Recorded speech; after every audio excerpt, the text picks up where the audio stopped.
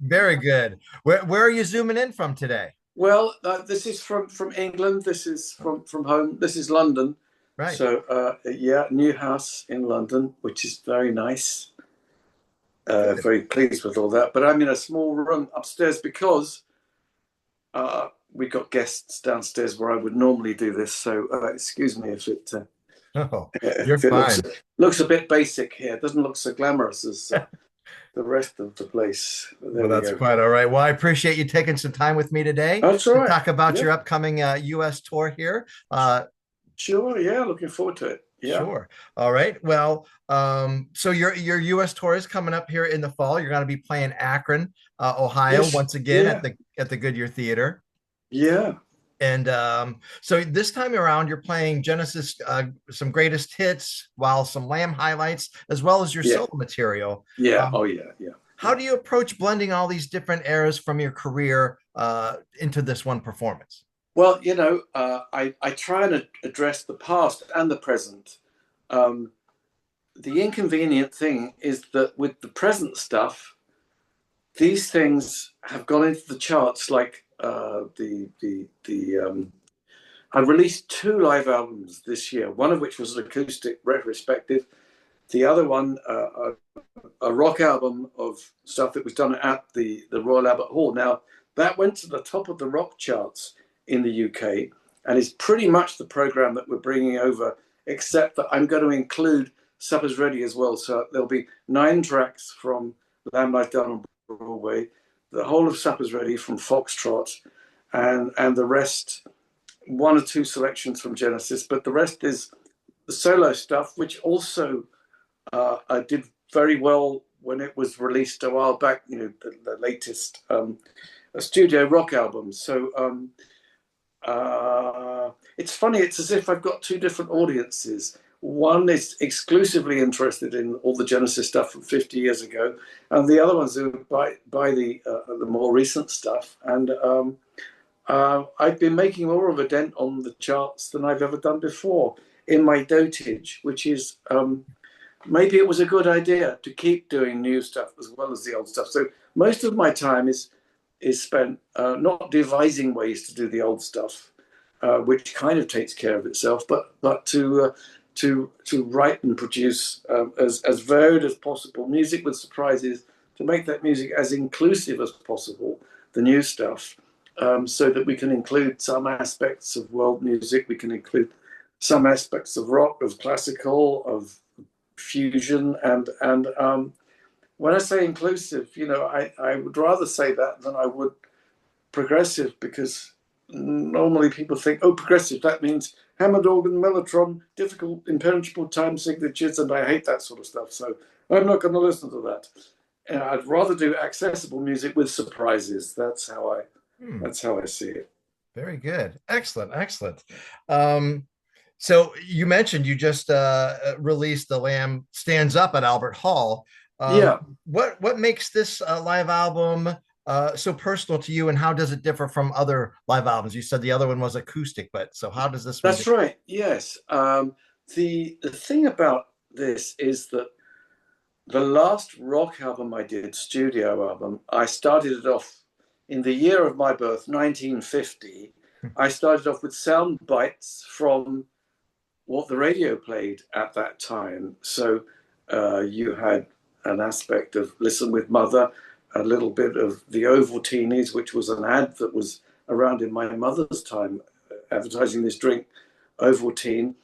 A little bit of a newscast, a little bit of Listen with Mother, which was a radio show, very much what the BBC played in 1950. And the film of the Albert Hall, the Blu-ray of that, starts off with the outside of the Albert Hall and zooming in from outside, and you get all this sort of this terrific quintessentially British structure, which is the Albert Hall, Hmm. dating back to Victoria and Albert, literally, with this backdated pre-rock and roll stuff. So all things British, the idea of land of hope and glory, citizens of hope and glory, which was part of the Genesis canon or served up via Dancing with the Moonlit Night, where Gabriel was addressing that. And I was saying, that it's got something to do with this place when I was doing that particular track from Selling England by the Pound. So sorry to make so many different reference points, but I think because it was all things British and very, very British and playing to a largely British audience, somehow when it all starts and people start cheering, it's as if they're not cheering me as much as they're cheering the past. They're cheering the BBC, they're cheering everything. And of course, then we go into rock stuff via stuff that's classical, that sounds a little bit more like Vivaldi at his most driving, and then we get into rock. But that all happens pretty much in the first minute before you get any modern instruments. So I think that's what makes this thing work as a film. I think it's got a spectacular beginning to it, and it just seems like once again it's addressing, what is it to be British? It's a bit like, well, maybe Springsteen comes on wrapped in the flag or whatever, but here's me saying, well, this is pre-hi-fi, it's all British Empire, it's all that stuff that was to crumble into dust, but it's all nostalgia for the past. And then I do stuff that's more modern, but then in the second half of the show we go full nostalgic and give them the Genesis stuff. As I say, 9 tracks from Lamb Lies Down on Broadway. I've changed the title of the thing to The Lamb Stands Up instead of Lies Down. So, right. In other words, enjoying a second wind or a rebirth, whatever. And I've been touring this in various places in the world, including Japan most recently. So I'm looking forward to bringing this to the States, of course. Sure. Yeah, we'd love to have you for sure. Yeah. Now, when you perform Genesis classics today, do you strive to replicate what you did, on the original recordings, or do you allow yourself a little room to kind of modernize the arrangements? Well, I try to strike a balance. It's important that it's an authentic version of the song. In other words, it's not a jazz version of the song with accents and swing and what have you, and it's not a punk version of it. It's authentically recognizable as the song, but there might be a few solos within it that might change, like the moment that I've got Steve Rothery and myself trading guitar licks because he's from Marillion and they're hugely popular over here. Sure. And they played the Albert Hall a few times themselves. So when we're doing Fly on a Windshield instrumental piece from, or at least most of it from Lamb Lies Down, we've turned it into a sort of, not a guitar battle, but over to you, my friend. Here we are. Oh, he interprets it in his way. I do it on mine. It divides people because the keyboard players go, oh, this is too long. This guitar solo goes far too long. Those who like guitar and guitarists say, oh, it's far too short. And so I'm happy to be controversial at this late stage of the game. But it was great fun to do it with some salubrious pals, Absolutely great. So, Genesis era or Genesis music from your era is known for its complexity of emotion and all this stuff. Is there a piece that you still find challenging to perform today, either in Genesis or a solo song? Yeah, I think one of the most beautiful moments is I love The Chamber of 32 Doors. I think it's one of the best songs on the album. It's a very strange song. It doesn't really have a chorus, but it starts off almost like classical music, and then you've got a guitar over the top that's playing in a kind of, I don't know. If I said it was fusion, that would be misleading because it's fairly short, but somehow those few phrases say a lot. And because I play those phrases deliberately out of time, it's in its own time. That's the most challenging moment, to get that so that it falls in time afterwards, once the band have gotten their teeth into it. So that particular moment, but I absolutely love it. And when I did Genesis Revisited #2, I started off with that piece and took some liberties, but once the song starts, you know, what you see is what you get. It's completely recognizable. I started it off with acoustic guitar on my last, you know, studio revisit of that stuff some years ago. Started off with a lot of guitar to sort of almost as if it was like harp coming through the ages, fast arpeggiated stuff with a strange tuning that I persist in using. It's a G minor tuning that, as far as I know, no one else uses, no one else touches it. But it means you can get uh, almost a sort of Russian influence and some jazz influence into it. Certain chords that rock guitarists don't touch. It's a hybrid. It's that feeling. So that's one of the loveliest pieces. I think it's a beautiful song. The songs that I do, um, choosing them, I've just chosen the things that I think are the strongest tunes within the Lamb, not too dependent on the narrative, just standalone tunes that I think still stand the test of time, like the title track, which has its strangeness, Sure. but somehow, you know, it's almost like the lead line is the bass. Um, Mike was using my baritone guitar for that through distortion. Tony is playing a virtuoso RMI piano part throughout, and Pete's turning it into a rock song with a chorus that sounds like it has more to do with musicals perhaps than it does to rock. But then again, that's the hybrid again, isn't it? That's the weird thing. So people either love it or they go, "What are these English guys doing, singing about a Puerto Rican punk in New York? Where's the credibility in that?" And I agree with I agree with, yeah, praise it by all means. I agree with the critics, absolutely, of course. If you've got a problem with that, then don't listen to the rest of the album. But on the other hand, it gets into some very weird and wonderful places. It goes its own way. Now, can you believe? I mean, it's been 50 years since The Lamb was Yes, released, right? So, yes, yeah, is that really the reason why you're kind of revisiting, some of the tracks? yes, yeah. That's really it. It started last year. Hmm. Officially, the album was released in 1974, a Hmm. mere 51 years ago. But the majority of the touring took place the following year. So I think of this year as being, you know, celebrating the kind of anniversary of that 50 years after the event, an album that produced so much controversy at the time because it was very different from anything Genesis had done up to that point. Yeah.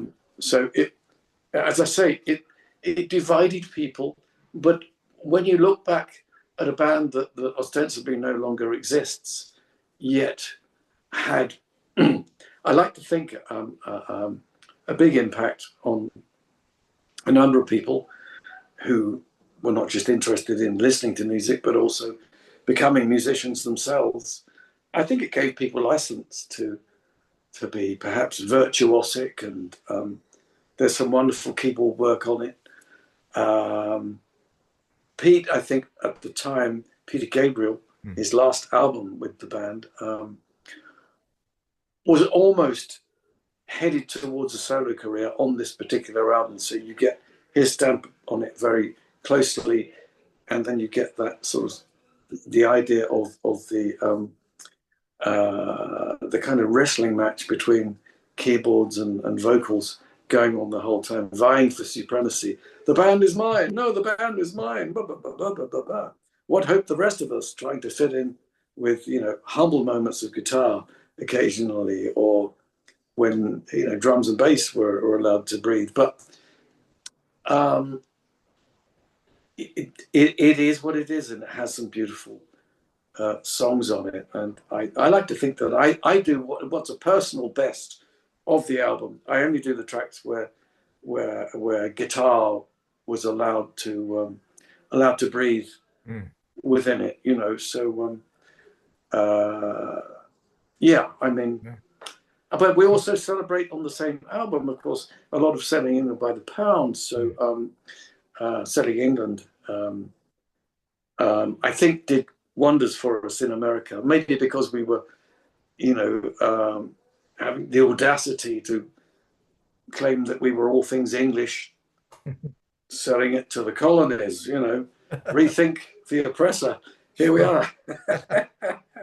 Very Hey, America, we lost that one, but hey, but maybe musically. And it was at a time when John Lennon was starting to say nice things about Genesis. mm, The last I heard, he said that we were one of the bands that he was listening to. wow. And the late, great John Lennon, who we all grew up listening to. And he said he considered Genesis to be true sons of the Beatles. And I'm very proud of all my time in Genesis. This is all pre MTV approved Genesis, with him Right. saying that albums orientated Genesis. Mm, So I'm very proud that that he thought enough of us to say that. mm, And who wouldn't want to be? Who wouldn't want their band to be a wannabe Beatles? I'm not sure that's where we were heading, but I right. remember Ian MacDonald, late of King Crimson and Foreigner, saying, that the Beatles were everything to him when he was in the army, 16 years old, posted off to Northern Ireland and Gibraltar, listening to the Beatles coming through the tannoy speakers, saying, what a breath of fresh air that was. So I think uh, there's an aspect of that you hear with King Crimson. Mm, Obviously, a huge aspect of that with ELO, mm, the Beatles making their mark. I also think the use of orchestra that Procol Harum used so well. If there hadn't been the template, the audacious nature of the way the Beatles worked with, under the tutelage, if you like, of George Martin, with that approach that was very pan genre within the pop songs, within that, the confines of short songs, but it becoming ever more like a continuum throughout all of the psychedelic era. I think the Beatles gave license. mm. They weren't the first to work with an orchestra. You had the Shadows, who were doing Wonderful Land with, I think it was the LSO, and they were the early records I was buying. Hank Marvin, all of that. I guess the Shadows were a little bit like the British version of the Ventures in the Mm. States. So um, I don't know who did the first version of Apache. Maybe it Yeah. was the Ventures. I don't know. Yeah, I met those guys Oh, in wow. Japan not so many years ago, and they were saying, "Yeah, we sold 80 million albums in Japan alone." Thought, oh well, well you sold that many. Wait till you hear how many we sold. Blah, blah, blah, blah, blah, blah, but yeah, Very good. Well, yeah. I have to say, I think Trick of the Tail is a masterpiece of your guitar work on there is outstanding. That's the peak Genesis for me right there. That's Oh well, thank you very much. I tried my absolutely. best. Absolutely. Um, so what do you think, after all these years about Genesis music that still resonates with people today? I mean, you have younger Yeah, fans, you have older fans, yeah. and people are still drawn to it. What do you think what's about Well, specifically your time in Genesis? okay. Well, I would say, and I don't mind quoting other bands because I think that each band has to be seen in the context of its era and its contemporaries, shall we say. Hmm. Um, each of the bands that I might talk to you about, I would say the reason why they're still there is not because the makeup was brilliant or the trousers were fabulous or the sequins sparkled or all of the uh, things that frame music, or the gorgeous lead singer, the wonderful calves of the dancing girls. No, it's about it's got to be about the songs. It's got to be about the writing. Yes, you can get some great soloists within these things, but ultimately, um, I would say unless you're listening to blues or jazz or classical, you aren't really talking about the solos as the things that survive. You're talking about the strength of the songs, the strength of the ensemble. Hmm. So I think when you get a strong team ensemble, um, and you get some great writing within it, then you'll have something that, if you're lucky, may stand the test of time. uh, That's just my view. And I think a lot of the Genesis stuff was through composed. Very good. Uh, so Cleveland and Northeast Ohio has always been big supporters of you and Genesis. Do you have Yeah. any memories of playing in Cleveland, in the Cleveland area, throughout your career? Oh, absolutely. Yeah. Um, it was always very good. It always seemed to stand alone from the rest. Hmm. There was always a gap. We got to play East Coast, West Coast, and there was what was in the middle. Excuse my throat. I Sure. have hay fever at the moment, so I'm about to burst into sneezes and cough my head off and all that, losing my voice. And my tea has just run out, Oh no. unfortunately. But yeah, it was always amazing, basically. Um, excuse me. I'm not going to die on camera here. Okay, We're let's hope that. close. Yeah. I'm going to shout down, see if I can get my wife to bring me up a glass of water. Hang on a sec. Okay, sure. Jojo, could you bring me a glass of water? I'm coughing my head off. It's the pollen around. So sorry.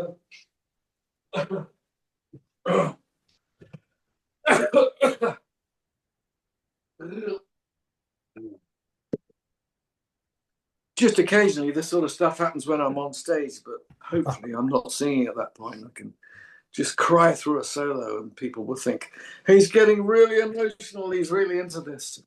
Right. But Very just good. to remind that one is human, and Glass of water. glass of water. My nurse. There you go. Thank you, love. Thank you. It's Very Jojo, good. my wonderful. Hello. Hello. My show. Good to see you. Oops. Great. Normal service will be resumed as soon as I water this horse. Absolutely. Thank you. Yeah. Okay. No So worries. yeah, I think that what I was trying to get across was that Genesis, there was a huge emphasis on writing.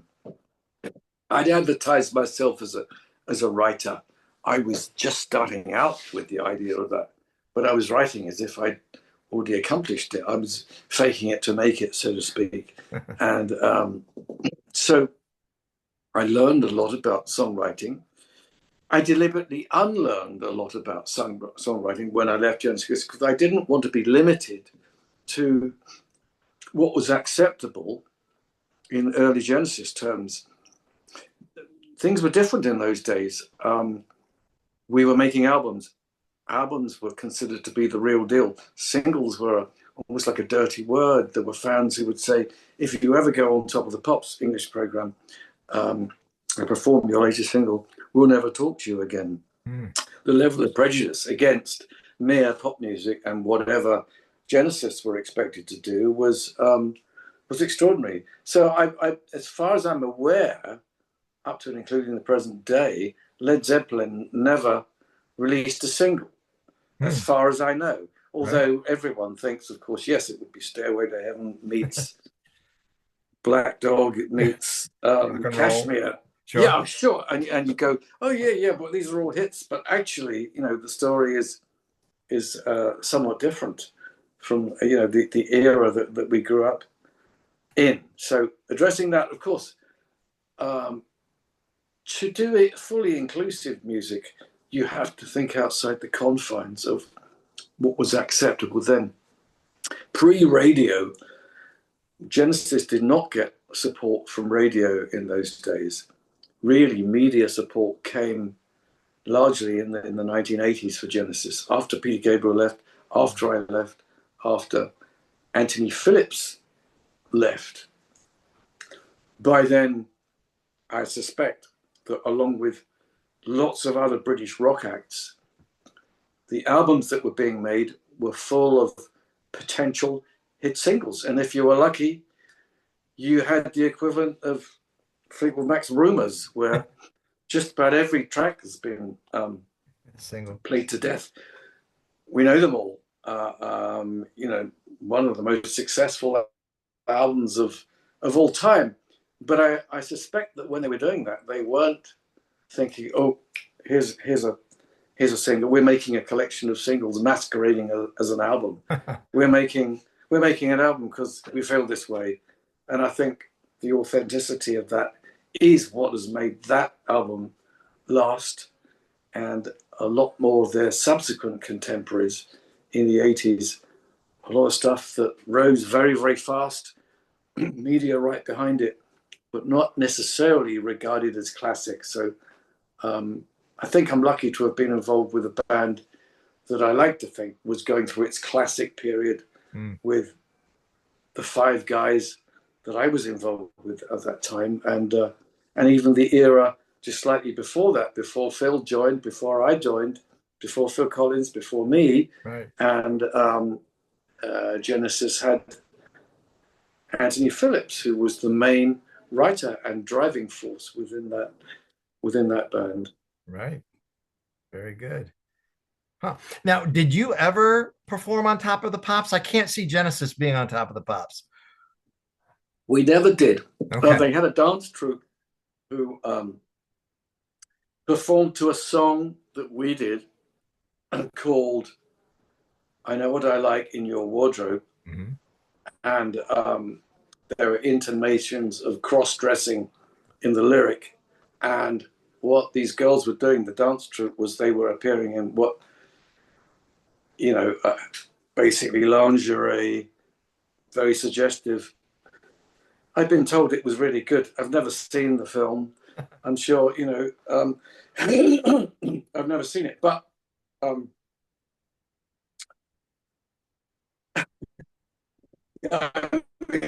mean,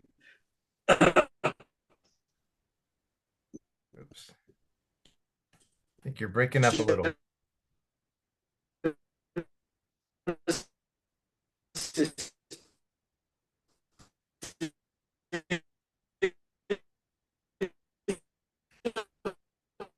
You are frozen, unfortunately. they showed the done. Yeah. Hello. It's There not we come go. back. I'm getting a little bit of your audio there, but Okay. again, the signal goes like that, isn't it? Yes. Yeah. There we go. Now we're back. Okay. Okay, good, Very good. good. So I think, you know, I was trying to say that Genesis did appear, but it was a video that they'd shot. Right. So very straight ahead, straight performance video, and obviously at that time, you know, the same thing would have been shown on MTV and Mhm.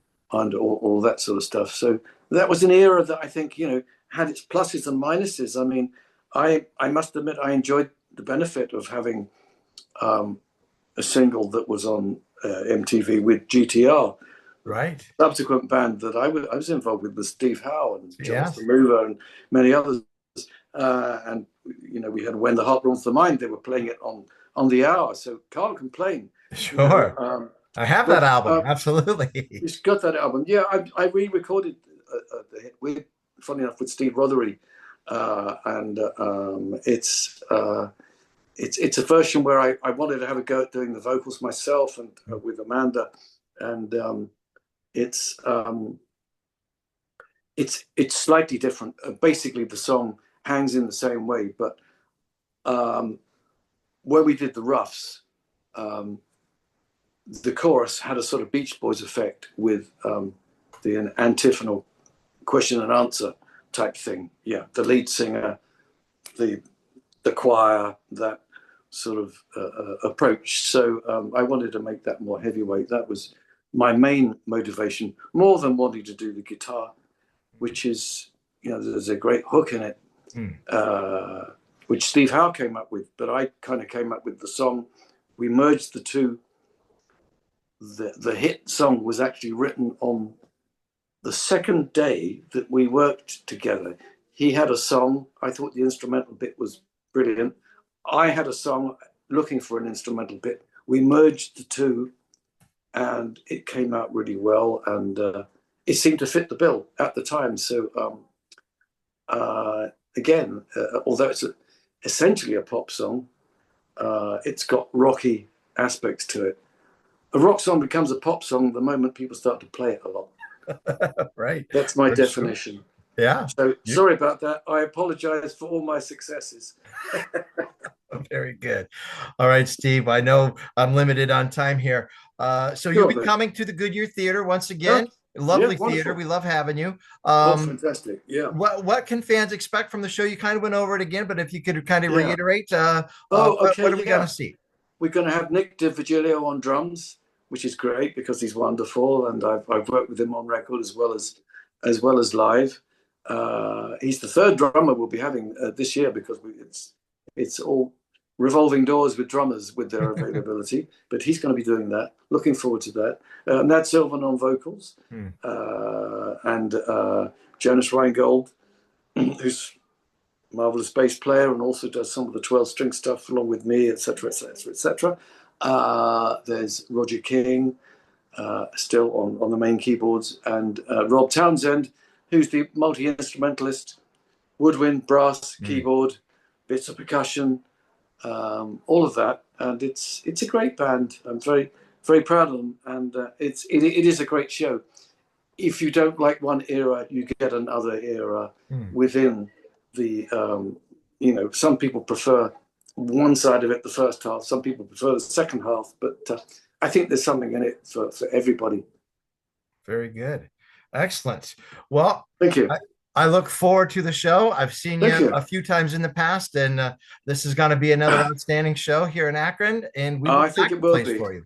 Looking forward to coming back to Akron always. So thank you so much. All right. Safe travels on the road, Steve. Again, and Thank you thank very you so much. much for your time. All the best. Same to Cheers. you. All right. Cheers. Thank you.